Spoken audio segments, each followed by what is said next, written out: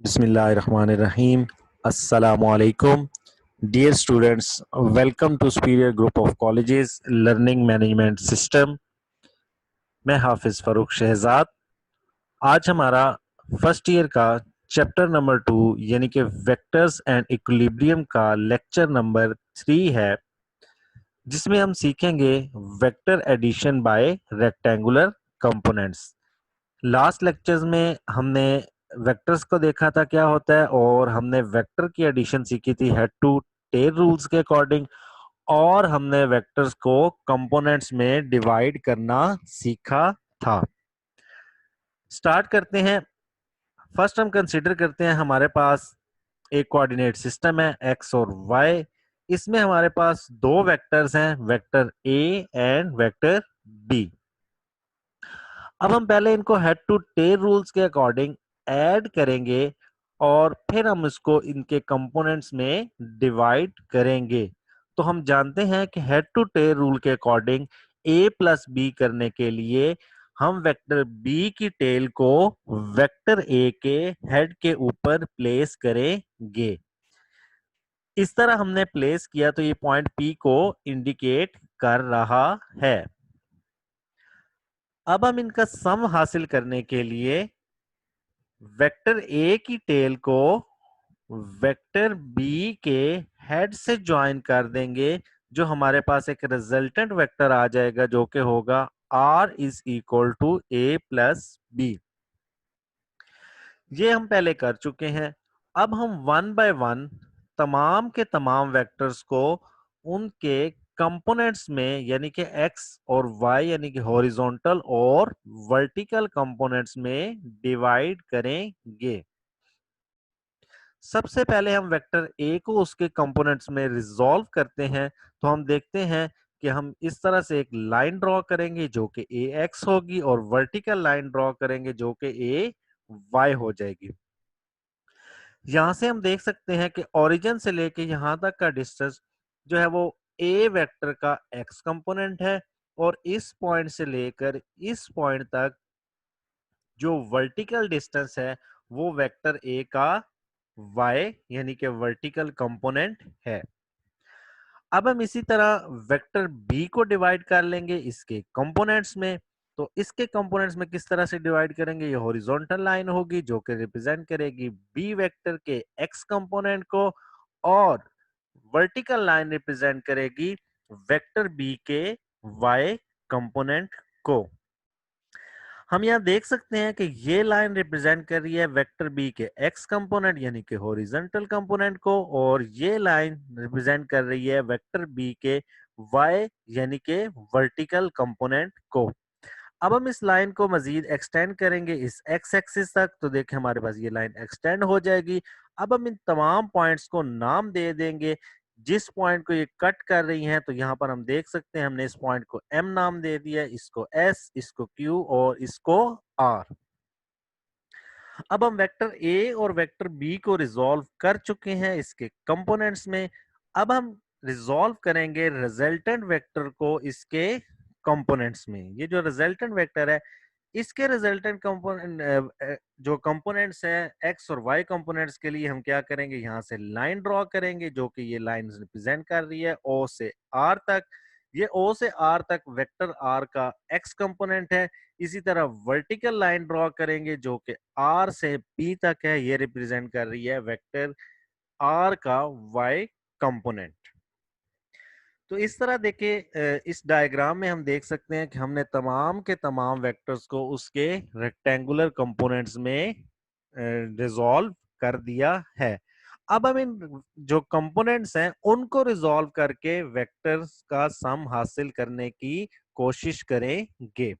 तो अभी तक हमने किया क्या है, सबसे पहले हमने क्या किया, find the X and Y components of all vector. हमने सारे के सारे कंपोनेंट यानी कि ए बी और आर के एक्स और वाई कंपोनेंट्स फाइंड आउट किए। फिर हमने क्या किया कि उनके एक्स कंपोनेंट फाइंड कर लिए, ए बी और आर के एक्स कंपोनेंट फाइंड किए, और फिर ए बी और आर के हमने वाई कंपोनेंट्स फाइंड आउट कर लिए। अब हम नेक्स्ट देखेंगे कि हम इन वेक्टर्स को ऐड किस तरह से करेंगे। फर्स्ट ऑफ ऑल देखते हैं हम हॉरिजॉन्टल कंपोनेंट्स हमारे पास कौन कौन से गिवन हैं और उनको हम ऐड किस तरह से करेंगे। तो हमारे पास देखें लाइन है, the horizontal component of vectors A B and R are resolve such that O R is equal to O Q plus Q R. ये लाइन कहां पर है, हम यहां पर देख सकते हैं कि ओ आर एक कंपोनेंट है जिसकी लाइन को हम डिवाइड कर सकते हैं O Q plus Q R में। इसी तरह अगर हम देखें तो ये क्यू आर है, ये इक्वल है एम एस के। हम पैरेलल वेक्टर्स या इक्वल वेक्टर्स पढ़ चुके हैं। कौन से वेक्टर्स होते हैं जिनका मैग्नीट्यूड और डायरेक्शन सेम हो। हम देख सकते हैं कि क्यू आर और एम एस की मैग्नीट्यूड सेम है, डायरेक्शन भी सेम होगी, तो ये क्या कहलाएंगे, इक्वल वेक्टर्स। तो हम क्यू आर को लिख सकते हैं एम एस के इक्वल। तो हमारे पास इक्वेशन बन जाएगी O R is equal to O Q plus M S. अब हम देख सकते हैं डायग्राम में ओ आर इक्वल है आर एक्स के, जबकि ओ क्यू हमारे पास इक्वल है ए एक्स के, यानी कि ए का एक्स कंपोनेंट है। और एम एस किसके इक्वल है, यहां से देख सकते हैं वो बी एक्स के इक्वल है। तो हमारे पास ये हॉरिजॉन्टल कंपोनेंट आ जाएंगे, R X is equal to A X plus B X. अब हम वर्टिकल कंपोनेंट्स की तरफ बढ़ते हैं। तो वर्टिकल कंपोनेंट ए बी और आर के क्या होंगे, हमने उसको रिजॉल्व किया है।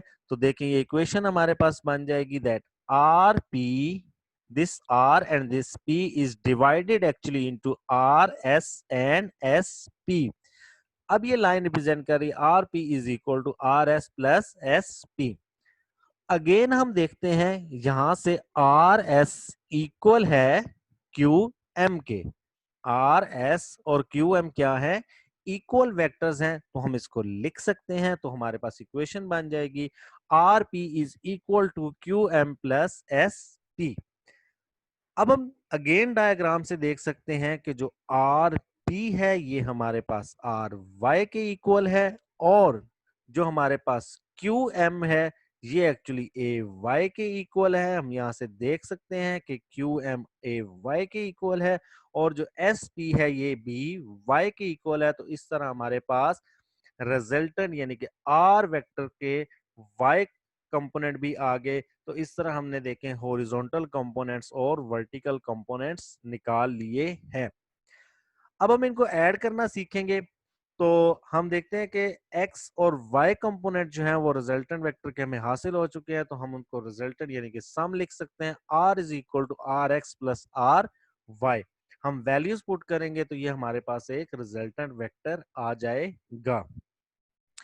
अब इस वेक्टर की मैग्नीट्यूड हम अगर फाइंड करना चाहें तो वेक्टर की मैग्नीट्यूड किस तरह से फाइंड आउट करेंगे। मैग्नीट्यूड के लिए हमारे पास फॉर्मूला होता है R is equal to R X component square plus R Y component square. हम उसके दोनों कंपोनेंट्स यानी कि एक्स कंपोनेंट और वाई कंपोनेंट का स्क्वायर रूट ले लेंगे, तो हमारे पास आर वेक्टर यानी कि जो रिजल्टेंट आएगा उसकी मैग्नीट्यूड हमारे पास आ जाएगी। वेक्टर को एक्सप्लेन करने के लिए हम जानते हैं कि हमें मैग्नीट्यूड के साथ साथ डायरेक्शन की भी जरूरत होती है। तो डायरेक्शन के लिए हम जानते हैं हम थीटा यूज करते हैं, that is tan inverse R Y over R X. तो हम यहाँ पर आर वाई और आर एक्स की जो वैल्यूज अभी हमने प्रीवियस डिटरमाइन की हैं वो यहाँ पर पुट कर देंगे। तो हमारे पास यहाँ पर थीटा आ जाएगा जो कि होगा theta is equal to tan inverse of A Y plus B Y over A X plus B X. यहाँ पर अब हम गौर से देखें तो अब हमने इन वेक्टर्स को यानी कि ए और बी वेक्टर्स को ऐड किया है बाय एडिंग देयर कंपोनेंट्स। हमने instead of A plus B को डायरेक्ट ऐड करने के हमने उनके कंपोनेंट्स को ऐड किया, तो हमारे पास आर वेक्टर आ गया जो कि ए और बी के कंपोनेंट्स पर मुश्तमिल है। फिर हमने आर वेक्टर की मैग्नीट्यूड फाइंड की, वो भी कंपोनेंट्स की मदद से की, और हमने उसकी जो डायरेक्शन फाइंड आउट की एंगल थीटा, वो भी हमने उनके कंपोनेंट्स के जरिए फाइंड आउट की कि हम कंपोनेंट्स के जरिए किस तरह से फाइंड आउट कर सकते हैं। तो ये था vector addition by rectangular components. अब हम देखते हैं कि वेक्टर्स को जब हम किसी कोऑर्डिनेट सिस्टम में रिप्रेजेंट करते हैं तो उसमें उनकी वैल्यूज पर किस तरह से इफेक्ट होता है। हमें कोऑर्डिनेट सिस्टम कंसीडर करते हैं। उसके बाद देखें फर्स्ट क्वाड्रेंट। फर्स्ट क्वाड्रेंट में अगर हम कहें कि जो वेक्टर है उसके दोनों कंपोनेंट्स आर एक्स और आर वाई दोनों पॉजिटिव हैं, तो फर्स्ट क्वाड्रेंट में लाई करेगा इस तरह से, और जो उसका थीटा होगा एंगल वो क्या बनेगा, theta is equal to five. Five हमेशा हम शॉर्टर एंगल के लिए यूज करते हैं, तो यहाँ पर थीटा और फाइव दोनों इक्वल होंगे। अब अगर हम सेकंड क्वाड्रेंट में जाएं और हम ये कंसीडर करें कि आर एक्स नेगेटिव है और आर वाई इज पॉजिटिव, तो वेक्टर लाई करेगा इन दी सेकंड क्वाड्रेंट, और वो कुछ इस तरह से हमें नजर आएगा। अब यहाँ पर जो थीटा होगा वो होगा 180 माइनस फाइव। वो क्या होगा, 180 माइनस फाइव। थर्ड क्वाड्रेंट की अगर हम बात करें तो थर्ड क्वाड्रेंट में हम कहेंगे कि कब वेक्टर आएगा, if R X and R Y both are negative. अगर दोनों के दोनों नेगेटिव होंगे तो फिर थर्ड क्वाड्रेंट में लाई करेगा, और वेक्टर की कुछ सूरत हाल इस तरह की होगी। अब यहाँ पर जो एंगल बनेगा वो बनेगा theta is equal to 180 plus five. अब अगर हम फोर्थ क्वाड्रेंट की बात करें तो फोर्थ क्वाड्रेंट में क्या होगा, if R X is positive and R Y is negative then vector lie in quadrant four, और वो हमें कुछ इस तरह से नजर आएगा।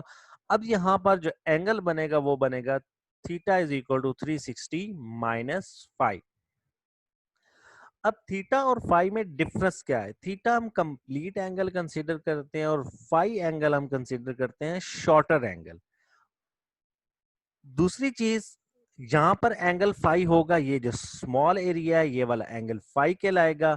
हम इसको फाइंड आउट किस तरह से करेंगे, हम जानते हैं कि जो एंगल होता है वो हमेशा एक्स एक्सिस से होता है और एंटी क्लॉकवाइज होता है।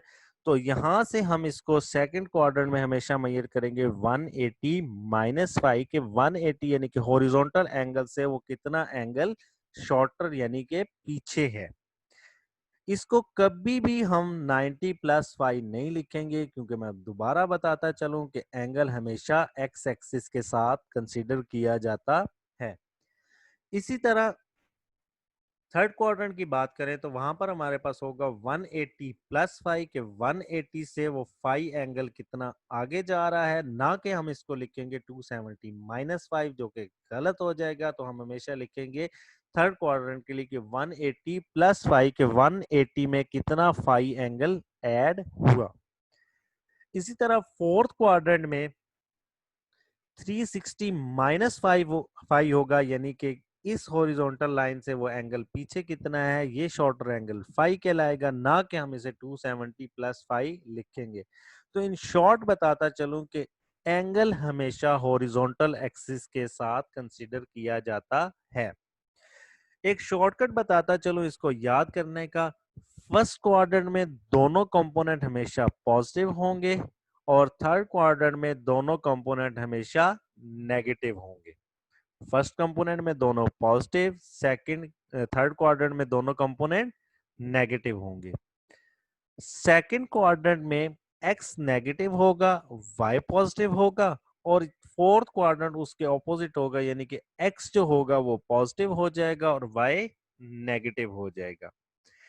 एक और तरीका भी है इसको याद रखने का कि वाई एक्सिस के राइट साइड पर एक्स पॉजिटिव होगा और वाई एक्सिस के लेफ्ट साइड पर एक्स नेगेटिव होगा।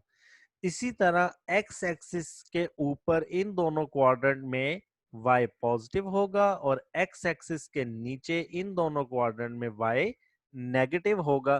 तो अक्सर इसमें एमसीक्यूज बोर्ड में पूछा जाता है कि कौन कौन कौन से कंपोनेंट पॉजिटिव हैं और कौन से कंपोनेंट्स नेगेटिव हैं।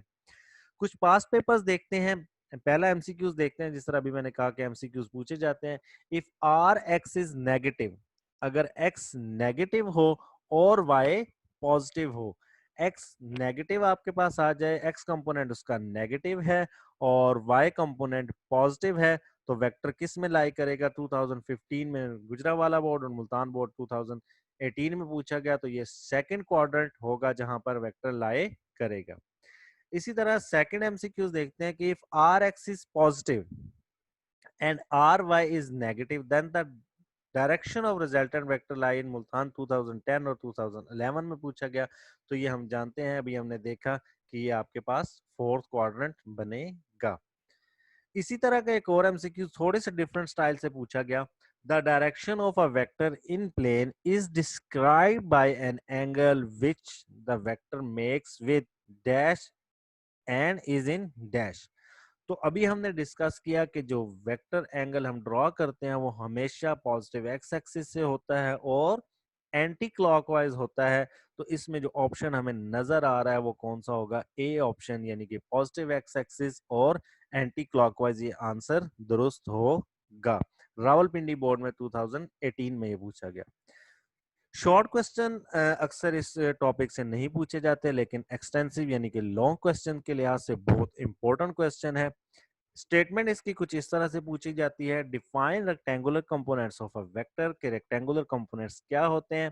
How two vectors can be added by rectangular component method, के रेक्टेंगुलर कंपोनेंट से हम वेक्टर्स को किस तरह से ऐड कर सकते हैं। लाहौर 2013, गुजरांवाला 2019 और रावलपिंडी बोर्ड 2019 में पूछा गया। सेम इसी टॉपिक से एक और एक्सटेंसिव क्वेश्चन डिफरेंट स्टाइल से पूछा गया। वो क्या था कि explain the vector addition by rectangular component method. Simple statement पूछी कि गुजरांवाला बोर्ड 2014 में और लाहौर बोर्ड 2019 में। तो ये जो क्वेश्चन है ये लॉन्ग के लिहाज से बहुत इंपॉर्टेंट है, एक्सटेंसिव क्वेश्चन इसमें से काफी दफा क्वेश्चन आ चुका है और इसमें से मोस्टली एमसीक्यूज भी पूछे जाते हैं।